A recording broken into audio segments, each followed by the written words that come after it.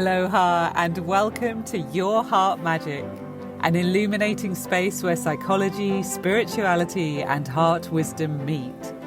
Here's your host, Dr. BethAnne Kapansky-Wright, the clinical psychologist with a mystic mind.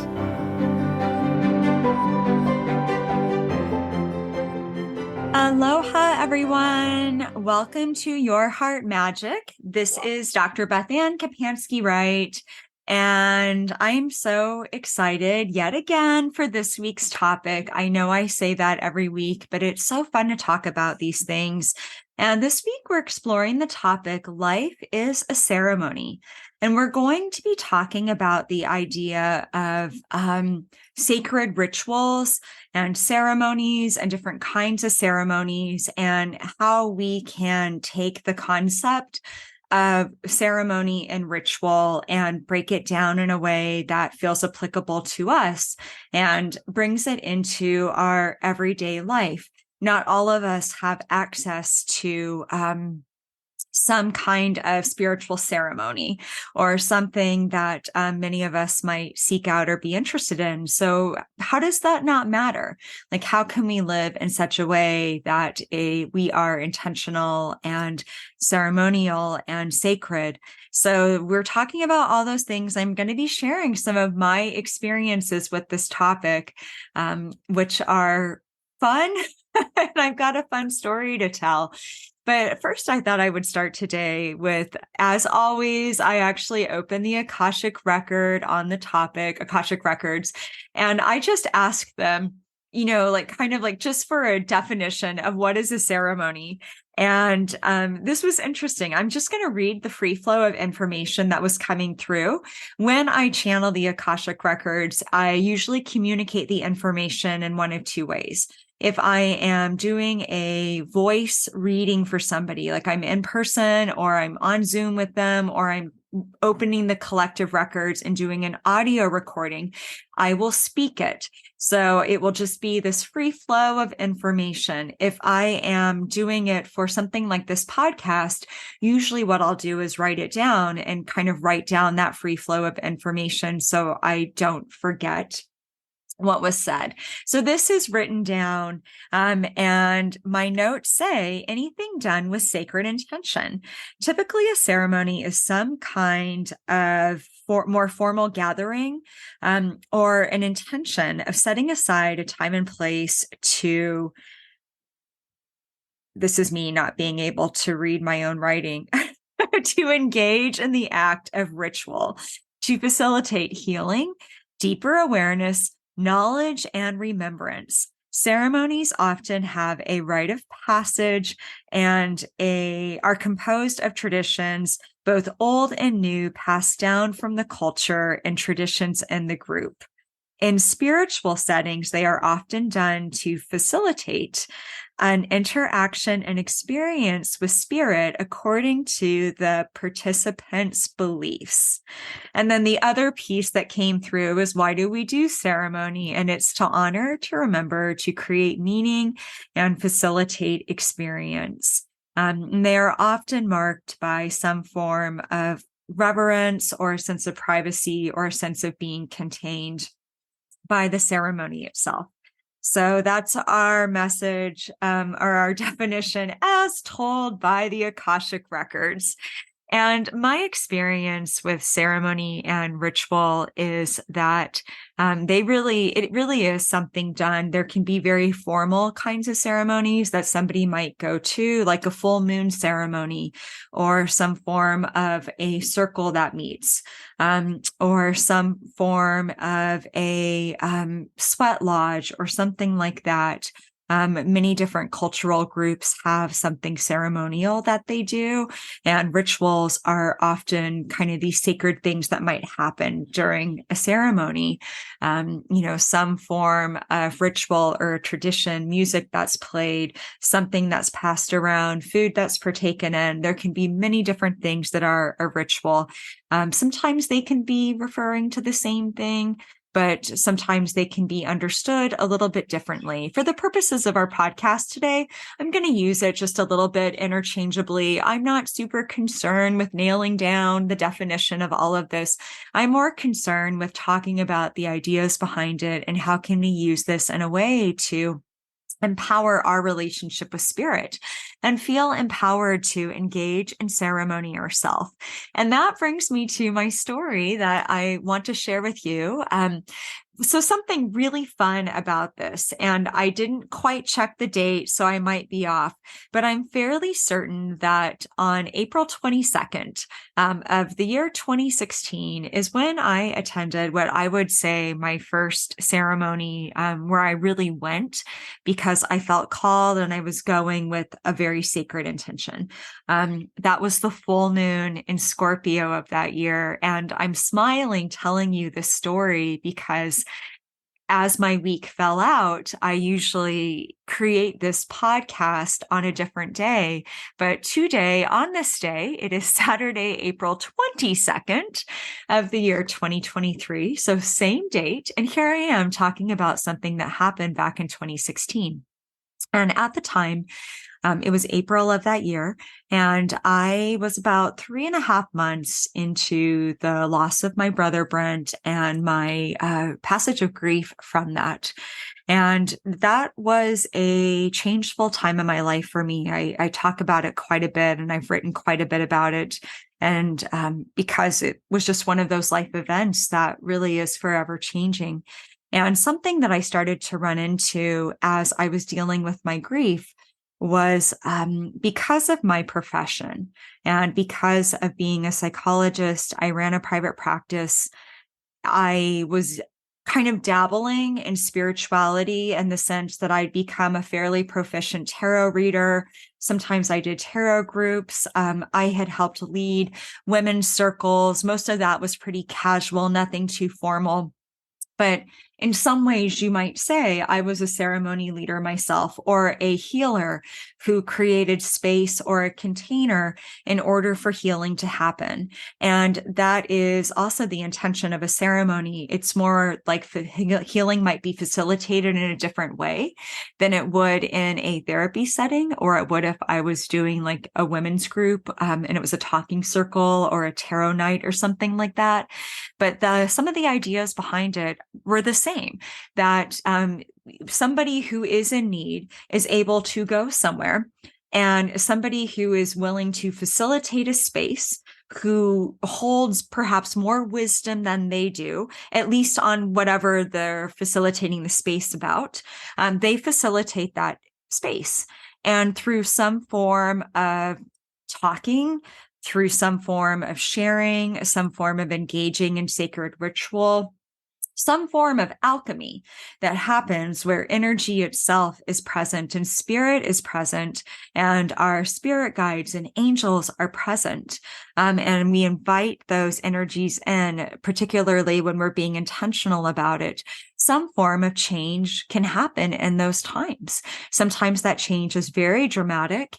Sometimes it's very subtle. We don't always know what will happen when we go into these spaces. Sometimes we leave and feel very healed. Sometimes we feel very raw. Sometimes we say, did anything happen at all?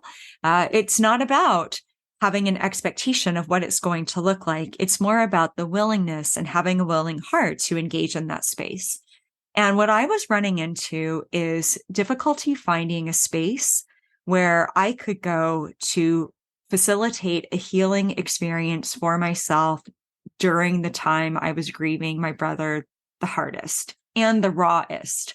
Like it was so tender. And I was still so close to the heart of that wound. I was in the heart of that wound. I was, 3 months out of kind of this tragic thing in my life and finding out that he died and everything was upside down.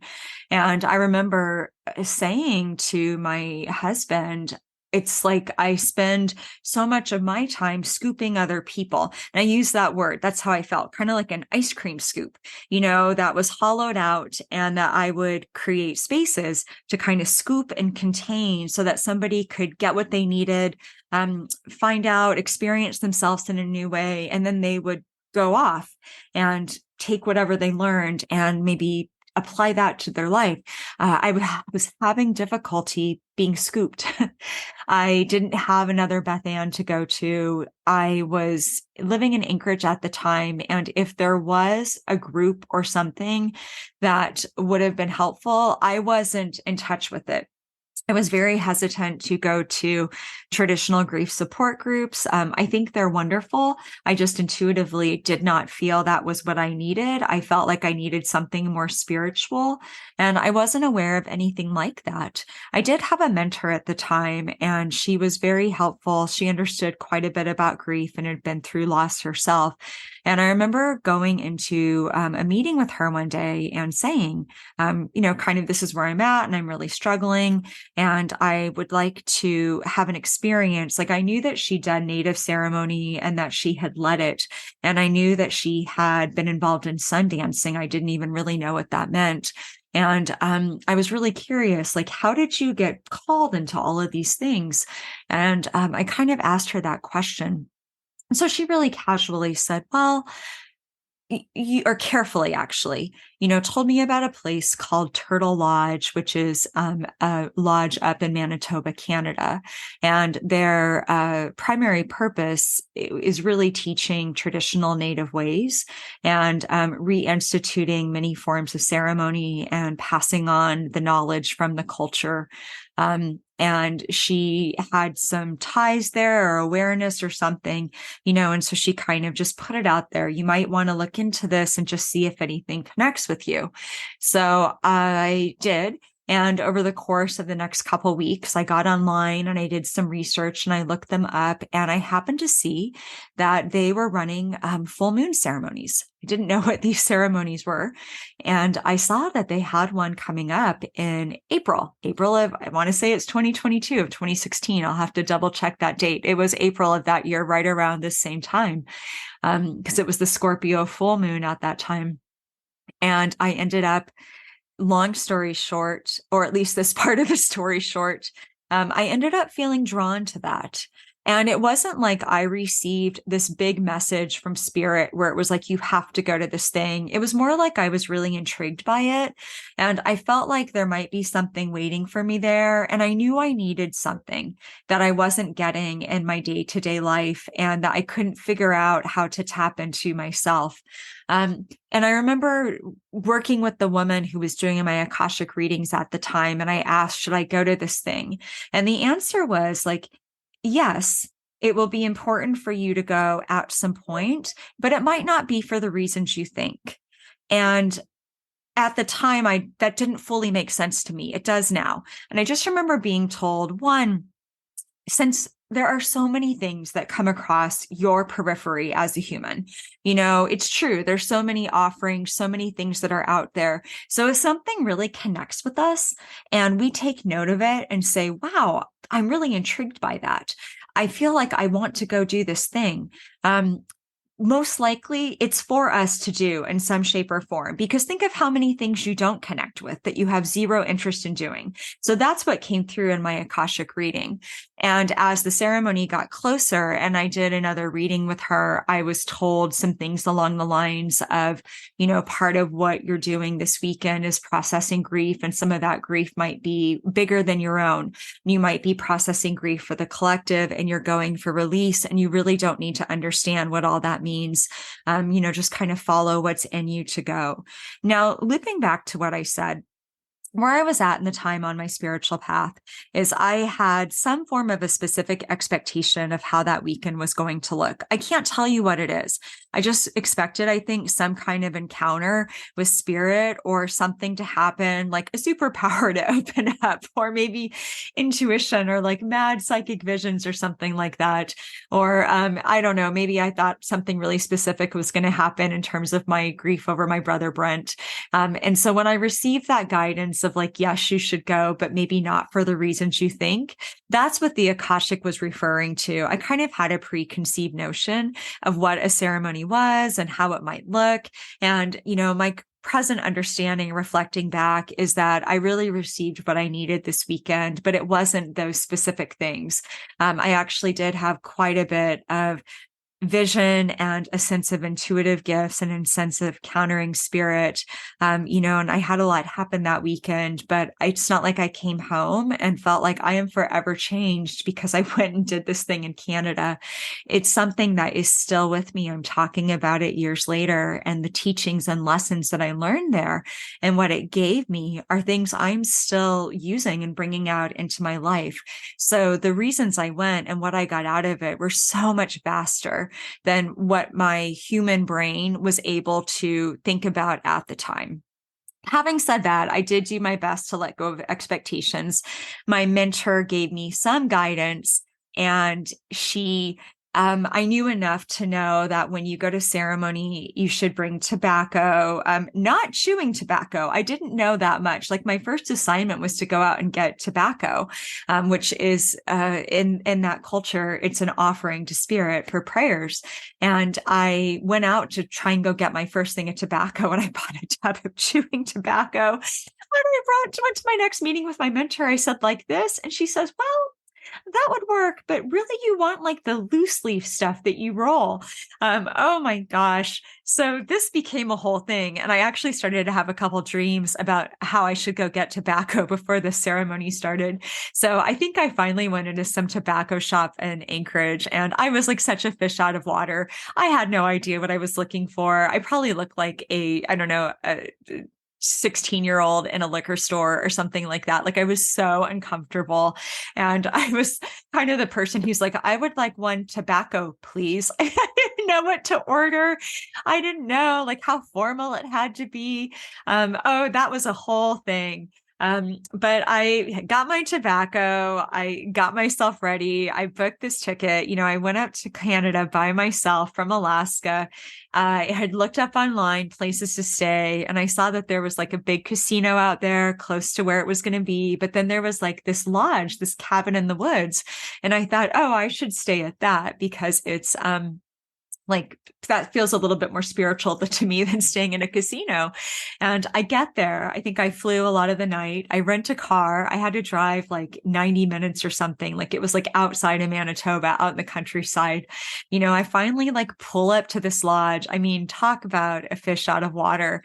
And I realized that I am the only person staying there in this, kind of long lodge with 30 rooms, out in the middle of the woods. And like, the main check-in place was a building away that you had to walk to. In the middle of April, it was up north. It was cold. Like, spring was slowly coming, but things were still icy. And like, you can believe that like every horror movie I've ever seen where somebody goes to a cabin in the woods was flashing through my mind.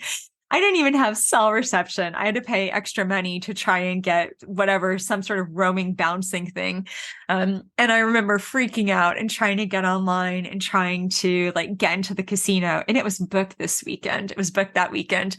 And I'm like, how is it booked for this weekend in April? And how am I here alone? And oh my gosh. And it was in that moment that I really realized the ceremony started, BethAnne. You're not just going for tomorrow night. The minute that you committed and you said, I'm going to do this thing, the minute you started getting the wrong tobacco, having dreams about getting tobacco, taking the steps to do this thing, the ceremony started. And once I knew that, like, that's what I was working with, I really started to understand that whatever happened at this ceremony itself was just as important as everything else that was going to happen the rest of the weekend. And I I almost didn't go to the ceremony when the time came. I got there a day early. I slept really hard that night. I remember waking up the next morning in this empty lodge really early because I fell asleep. I hadn't slept at all. I fell asleep like at 6 p.m. and like woke up at like 4 p.m. or 4 a.m. in the morning. And I remember looking up and turning the lights on, and there was these little wood spiders all over my ceiling. And you're alone when you start talking to the spiders. And I'm like, hey, if you guys just hang out up there and stay up there, I'm going to be down here and I won't do anything to you if you don't do anything to me. Oh man, I had brought some spiritual books to read. I brought my journal. If I went to the lodge, I could get cell reception. So at least I had some connection to home. But it was a lot of solitude and it was a lot of alone time. And the ceremony itself was that night. And there are some things around that day that happened, but I was really scared to go and I almost didn't go. Like I'd already received so much from the trip itself that I'd almost talked myself into being like, you know what, BethAnne, this was the ceremony. You showed up, you proved to spirit that you can do it. You are already learning, you're out here in this cabin alone. And, some part of me overrode that and was like, you didn't fly all this way to get scared to walk into this thing. You need to go like get yourself there and walk into this thing. I didn't even know what they were doing. I didn't know if I was going to a sweat lodge or what. I was prepared for a sweat lodge ceremony. That's not what it was. It was a water ceremony. I wore the wrong clothes. I was told usually food is partaken in after. Nope, everybody ate before. Everybody knew somebody once I got there. It was in this like beautiful building that has been constructed and designed according to some sacred traditions, native traditions. Everything holds a meaning, at this lodge. And again, fish out of water. I did my best to talk to people. Everybody was with somebody. I was there all alone.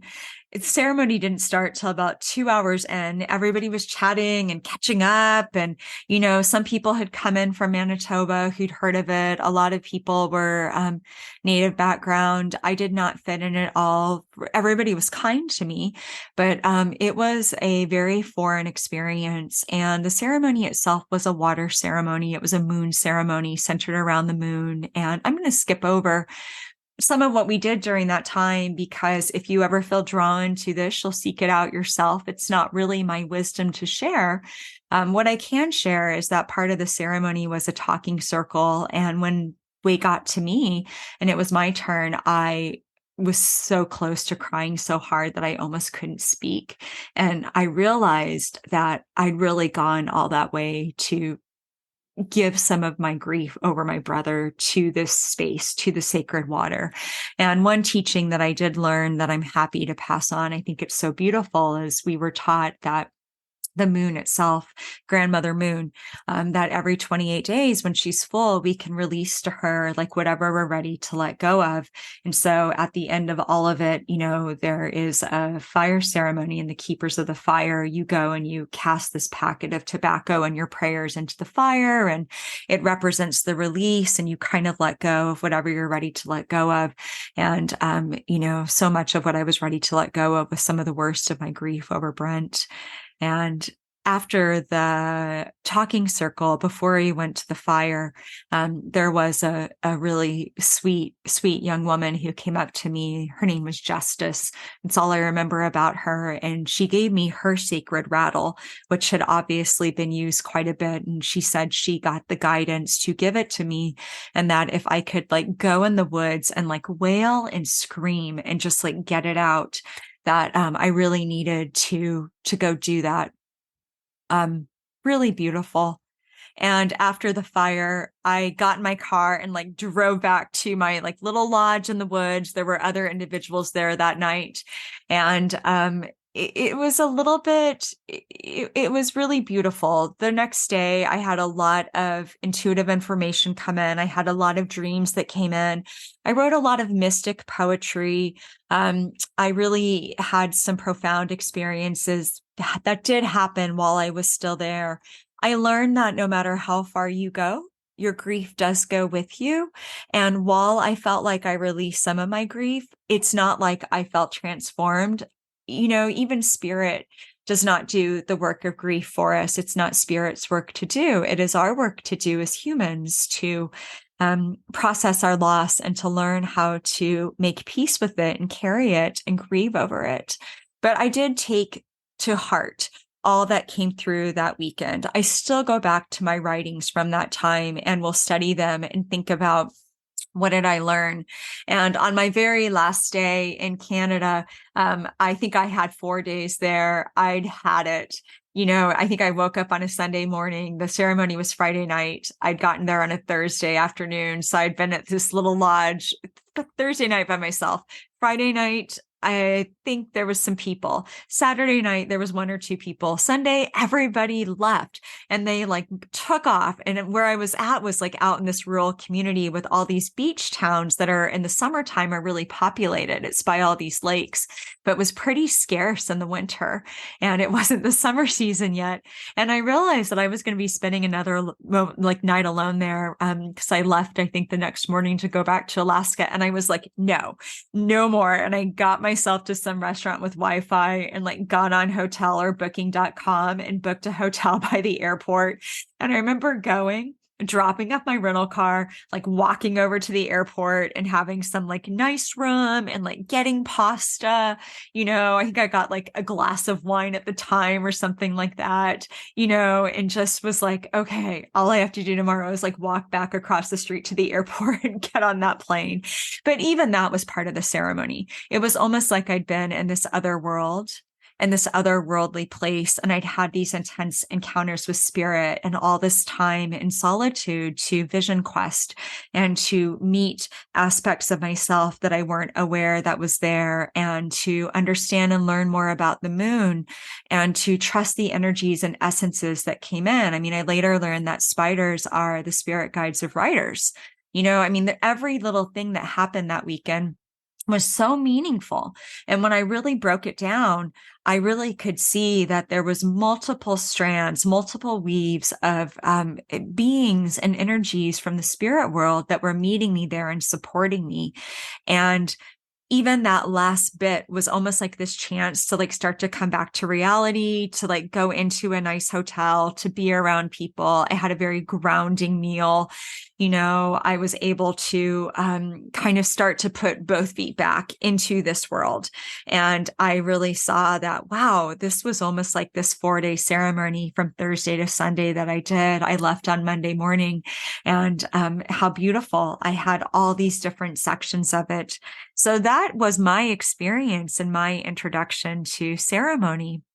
And since then, I did a couple more native type ceremonies during my time in Alaska. And since I moved to Kauai, it's evolved more. These days, there's nothing formal that I've been through.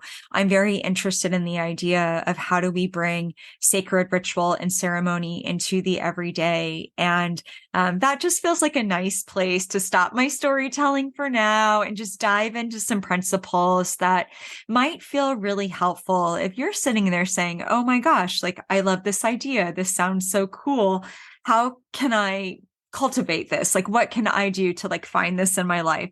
So let's talk about some ideas on how to do that. And if you are going to engage with ceremony and ritual, like just some perspectives that to have that just might be supportive. So first of all, I just kind of called this part of the podcast Do It Yourself Ceremony. And I should actually start with saying that there are formal things out there where somebody else has set them up, and you do not need to like go to Manitoba, Canada, or whatever your version of that is, and go do something as extreme as this. This was a very special time in my life that is not something that's necessarily accessible for everybody. It's not something that a lot of people will feel called to or want to do. I myself don't feel called to something like that right now at all. Like, kudos to 2016 me, but like 2023 BethAnne, I'm good. But if you feel called to something like that, or there's something happening at a local yoga studio, there's a sound bath, there is some sort of women's support circle, there's a moon circle, you see something happening online and you say, oh my gosh, like there's a lot of spiritual leaders will sometimes do something around the full moon. There's this full moon group meeting on, X day. I'm really intrigued by going. By all means, if it's on your radar and you can go. Let somebody else hold the space and just kind of be a participant in whatever it is and be open and curious. So if something comes on your radar and you want to create your own version of your ceremony weekend or evening or whatever, be creative, do what calls to you. I feel like one of the most important things that I would impart is you don't have to be special to do these things. just have to be willing to learn and to be teachable and to have a humble heart and to be open to doing it. If you are averse to something, like I had a couple of people after the fact tell me how cool the moon ceremony was and like, oh my gosh, that's so awesome. Like, I wish I could go, or I could get some friends and go. And you could do that. But I've often found that if you don't feel connected to it yourself and you're going because somebody else wants you to, and you're really resistant to it, it might be something that the person has a hard time receiving from. And for myself, I knew that I needed to go do this thing by myself, that it wasn't meant to be like bring a buddy and, make a weekend out of it. You could, friends could go do a retreat. They could go do something together that might feel really right for them. This isn't about right or wrong. It's just about knowing your own heart on the matter. But I want everyone to feel empowered, that if something speaks to you and you're like really intimidated by it, or say, well, I'm not this or I'm not that, but spirit speaking to you and you feel connected to it, as long as you are entering in a space where you feel really humble and, you know that you're going to be welcome there. Like, I knew that the moon ceremony at Turtle Lodge was open to everybody because it actually had on the website, like, open to everyone. If it had said for, tribal only, I wouldn't have gone as a white woman and shown up there. That's not my cultural heritage. I respect it, but it's not mine to teach. It would not be my place to be there. I would very respectfully try and seek those teachings out how in a very respectful way that honored their tradition if I had felt called to it and couldn't go. So, make sure it's appropriate, but outside of that, feel empowered to go do something. Your relationship to spirit is your own relationship to spirit. And if something is speaking to you or calling to you in your heart and you feel connected to something, you don't have to wait for permission for somebody to come along or tell you that you're ready or that you're spiritual enough or that you're enlightened enough. That's not what this is about. It is about really engaging with our hearts, following our heart wisdom, and following our heart wisdom into spaces that can help contain us to help create some kind of experience with spirit, with healing, with whatever the intention is, so that we can have an experience that's more expansive and have something that feels sacred and learn something in that space and live in a way where we feel more empowered and we feel brighter and we feel more ready to rock our heart magic. So if you're called, go. If you just want to create your own, that's what we're going to talk about. And the thing that I would say with that is anything can be a ceremony. And I'm going to give you some ideas of what you can do. First of all, you can do a 7-day little ceremony. I once had this idea for a group. I never taught it, but it was going to be like a Monday through Friday group, maybe even a Monday through Sunday. And it was going to be sacred ceremony, bringing sacred ceremony into the everyday, or sacred ritual into the everyday. And what I was going to do is just have this group meet and just jump on a Zoom call for like 30 minutes. And during that time, teach them, if you don't know this, like every day of the week is named after like some kind of god or goddess. They're associated with planets. There's numbers associated with them. There's colors. There is a lot of legend and lore behind the archetype of each day of the week. So Monday is like Moon Day, and Moon Day is associated with most of the goddesses of the moon. And the colors that you might wear are things like light blue or green or pink or pearl. The gemstones are like pearl and whatever the ones that are associated with the moon. I want to say the numbers are 2 and 7, but I haven't looked it up in a while, so I might be wrong on that. I'm making this podcast on Saturday. Saturday is named after the god Saturn. And something on Saturn Day that you might do to honor that connection is to do something where you like do a chore or do your taxes or do something where you are kind of Saturn itself is the archetype of doing things the hard way and discipline and hard work, but there's also wisdom there. So I'm making this podcast on a Saturday and I'm sharing my knowledge, and I'm making that my offering to Saturn, and maybe I'll fold some laundry later. And then I'm going to have a great Saturday night and, chill and do fun things. You don't have to do it the whole day. But that was my idea, is days of the week, and working with whatever energies, numbers, colors were associated with that day, and just seeing what happened. How is Moon Day different than Tuesday? That's Mars Day. It's governed by the planet Mars. Tuesday is a day where, interestingly enough, a lot of people use that as a day to release programs, books, podcasts, and Mars is associated with taking steps, initiative, action, our will. Wednesday's Mercury Day. You could do 7 days of the week and make that your ritual and say every day, let's say you don't know this information.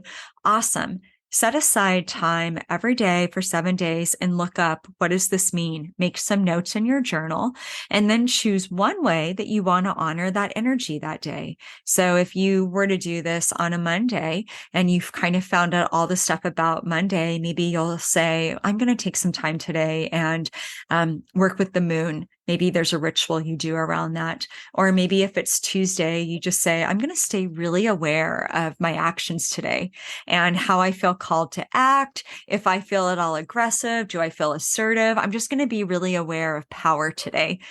There's no right or wrong to this. It's all about intention and all about bringing this meaning and this intention into the everyday. And we make it sacred through our intention. So we're not just mindlessly wandering through the day. Here's another really fun one that's fun to do.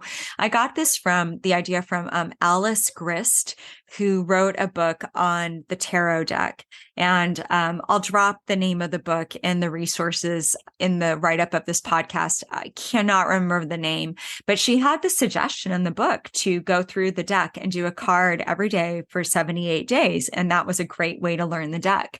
And I think she did it in order, starting with the major arcana and then breaking it down into the suites. So I chose to do that for 78 days back in 2019, I think it was. And I did it a little bit differently, though. I just did a random shuffle. And so every time I drew a card, I would discard it and put it into the pile of, I've already seen that card. And then every day I would do a shuffle, divide it into 3, restack it. And I set this intention that may these cards line up to my life over the next 78 days. May I receive the exact card I need on the exact day. And I'm going to trust what comes through. That was one of the funnest little ritual ceremonies I've ever done. It was so interesting. I can't begin to tell you how many cards perfectly echoed things happening on those days. And I know the tarot, I read, I just had never done a challenge like that. And so I did make it ceremonial. And part of what made it ceremonial is I developed my own little ritual around it. Here's how I'm going to do it. I'm going to do the random shuffle every day. I put my intention into it. All you have to do is give it a little bit of structure. That will help make it feel a little bit more formal, whatever you're doing in your do-it-yourself ceremony. And when at the end of it, what was really fun is when I got down to like the last 10 cards, and I know the deck so well that I knew exactly what cards I had left. And I was like, what will it be on what day?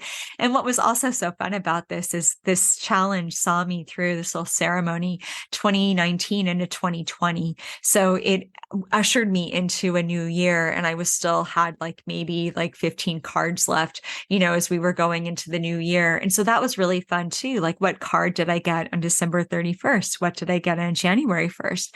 And how did those energies and those teachings intersect with my life at the time? That is a fantastic one to do. The other thing that you could just do is just go out into nature and make your own ceremony.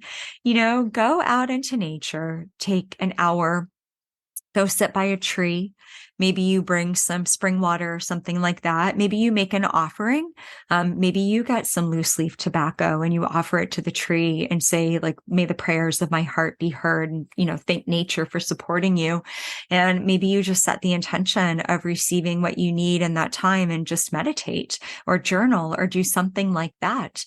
It does help to have a sense of start finish and end to these things, which is why often in what I was taught, Native ceremony, they often eat at the end. That's the celebration. But like I said, and the one that I did, it was all backwards, and I will tell you all this when I came back and told my mentor what happened and how lost I was and disoriented. She said, well, sounds like a good ceremony to me, BethAnne, and what I really learned from some of the teachings that she taught me and some of the things I was learning when I was working with her back in Alaska is that part of why it's so necessary for me at least, to have been so uncomfortable and out of my comfort zone is I was very vulnerable.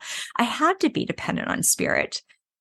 Staying out in a cabin in the woods, I prayed probably a lot more than I would have if I was at a casino and could have wandered down to the dining room and been around people. I still would have been mindful if I'd stayed somewhere else, but I would have felt more comfortable around people. If I knew exactly what tobacco to go get and where to get it, that was comfortable for me. Part of what happens in these things is connecting to spirit, connecting to the light, connecting to the mysteries in whatever form we understand them.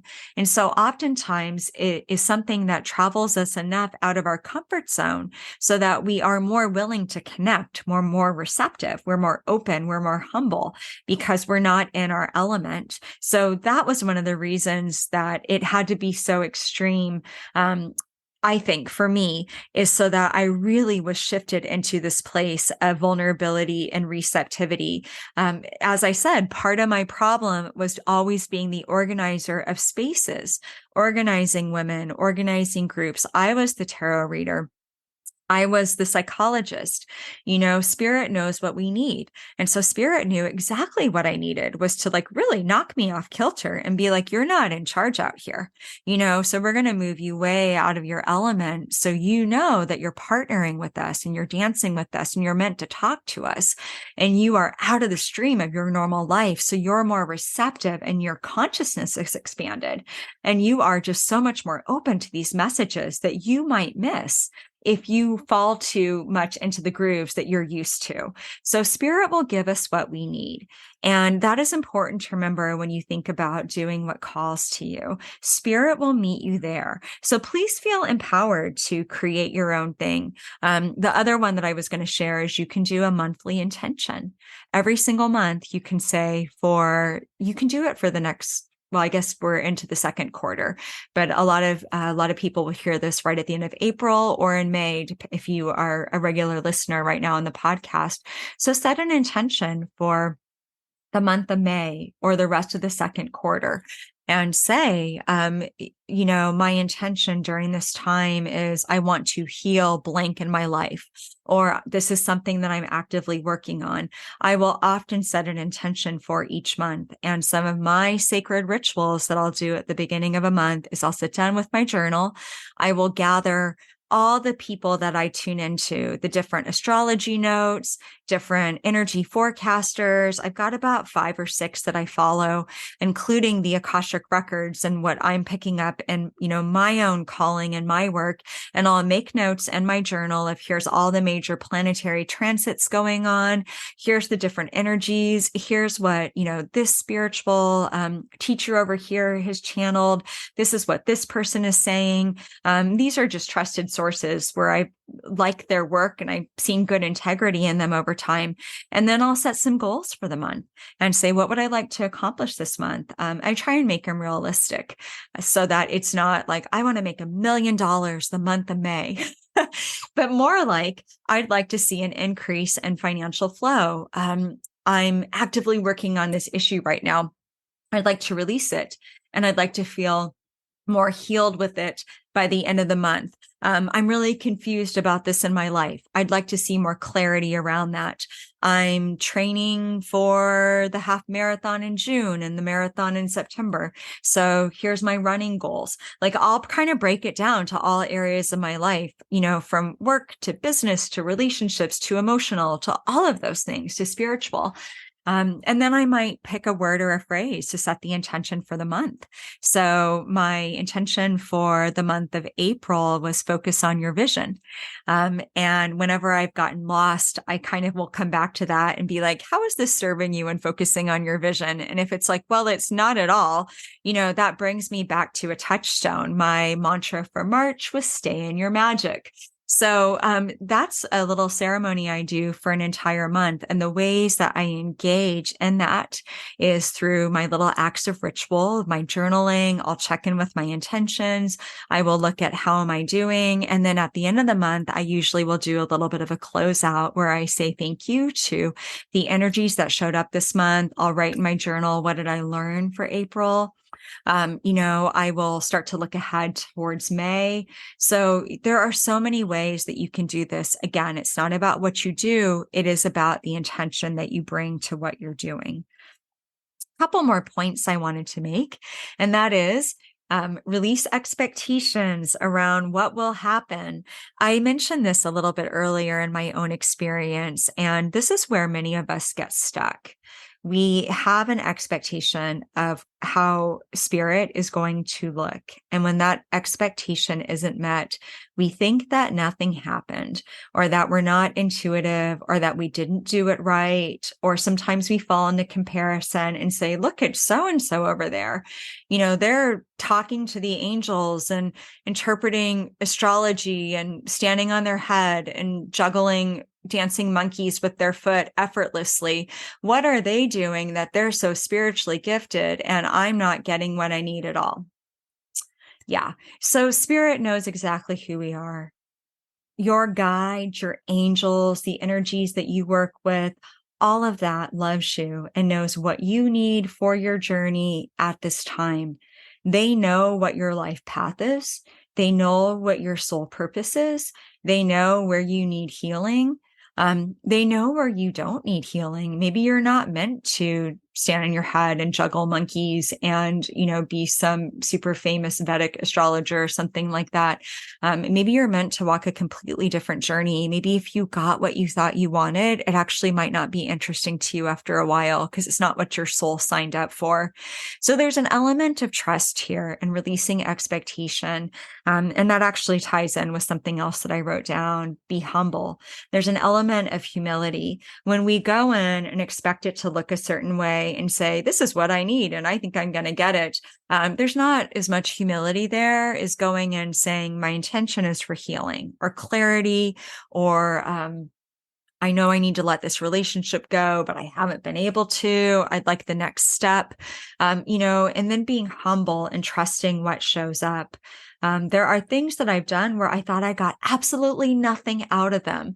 I've gone to something that somebody else has created over the last however many years, and it didn't resonate well with me. And then I would realize after the fact that I still received what I needed. Maybe all I received was, well, why didn't that land with me? Like, what wasn't resonating? And I came into my own truth in a deeper way, or I just realized, gosh, they're just doing it a little bit differently. And that's not quite what I feel drawn to. We have to trust that we will receive what we need at any point in time, and that spirit knows what's right for us, and that all of it's magic, all of it's sacred, that there's not some better than or less than. And that kind of ties into the idea of no dogma allowed is what I wrote down. This isn't about doing things because they're become rote or automatic. If somebody's doing it that way, most likely it doesn't feel sacred anymore. It just feels like they're taking steps because they think they're supposed to. And somehow they're trying to earn merit, with spirit, and spirit knows our hearts. We don't have to earn merit through the stuff that we do. Grace and unconditional love are already granted. They just are. Those exist already as unconditional energies that are part of truth and part of who we are. We don't have to earn it. If it feels like a should, it's not, it's a shouldn't, and if something feels stale or like you're going through the motions, that's an invitation to stop and to really engage with, why is this like not resonating anymore? Maybe I've outgrown it. Maybe it's time for something new. So this isn't about, again, having to be super spiritual, having to do things right, having to like be like, I'm really cool with ceremonies. I've done this before. I'm an old hat at a sound bath. I know where to put my yoga mat. It's nice when we've done things and we're comfortable. Psychologically, that feels good for us because we don't like feeling awkward and like we don't know what's going on. At least most of us don't. I don't. Maybe some people out there are a little bit more adventurous and they're cool kind of being like, I feel like, an awkward T-Rex right now trying to hold a China cup and drink tea. That is an uncomfortable feeling for me. But when we are in that uncomfortable space and we're out of our element, there is just so much more room for spirit to meet us because we've released this preconceived notion of what it's going to be. And we're really outside of the normal mold or pattern that we're in. So no dogma, no expectations, and we trust the alchemy of what shows up. And that brings me to my very last note that I made today, is that life itself is a ceremony. And I think that is the beautiful thing that many of us so often forget, is there's a lot of life that is not super fun unless we set an intention to make it more fun or bring joy. A lot of life is not spent on the mountaintop, having that moment where we've achieved something or we're seeing everything come together or we're getting exactly what we want, how we want it, when we thought we were going to get it. Most of life is not composed of that. There are many, many shades and colors, and some of them are more pleasing than others, and some of them are really hard to go through. And a lot of life is spent either like in the valley or on the side of the mountain or sort of in the metaphorical woods where we might not always have the best view of things. So the mountaintop experiences come, and the times that we can see more clearly, they do come. But there's a lot of time that we're kind of feeling lost or just in the mundane of the day to day. And it really is up to us to figure out, how can I bring meaning to my life? How can I bring something sacred? How can I bring joy, spirit, intention? Like, how can I make this meaningful so that I am ascribing meaning to the time that I have instead of waiting around for meaning to always happen? It will happen. The big moments will happen. Sometimes we have a day that feels like a throwaway day and nothing great happened and we were in a bad mood the whole day. My philosophy on that is just an exercise in being human, not a big deal. But overall, all the stuff that I do in my normal life on a day-to-day basis is because I want my life to feel meaningful. I want it to feel creative. I want it to feel joyful. I want to feel empowered to track the moon cycles and learn and teach myself astrology because I wanted to know about the zodiac cycles. I want to feel empowered to go participate in something, even if it's out of my comfort zone, if I feel called to do it. I want to feel empowered to learn about things that speak to me and to make up my own rituals and traditions and ceremonies and put that intention around it and really be in my soul sovereignty so that my life feels more sacred. And maybe every single day in a week doesn't necessarily feel sacred. I'm laughing. I just had the worst week. All's good in my world, but so much stress. It was the most challenging week in 2023. And I'm laughing because there was a lot of stuff this week that did not feel very sacred or meaningful. But I'm taking time this weekend to reflect on, like, what did I learn? How did I grow? How did this even teach me some of the things that I'm working on?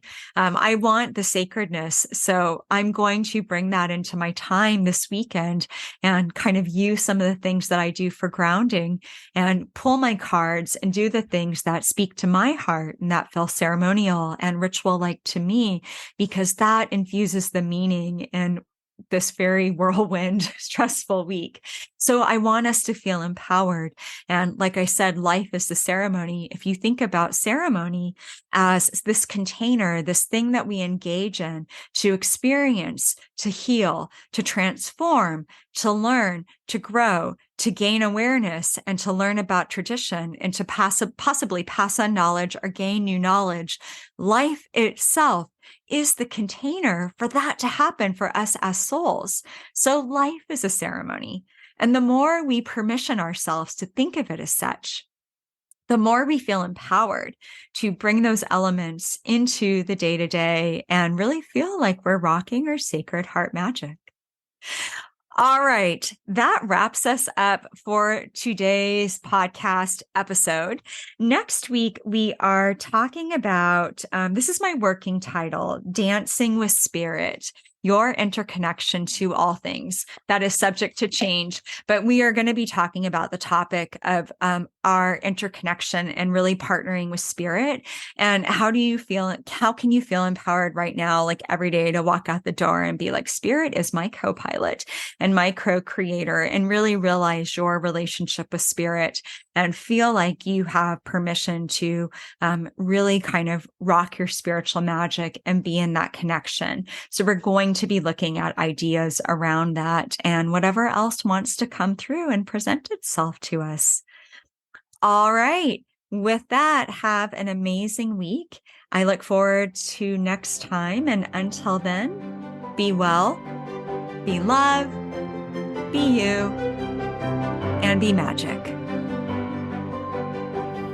You've been listening to Your Heart Magic with Dr. BethAnne Kapansky-Wright. Tune in next week for a new episode to support and empower your light.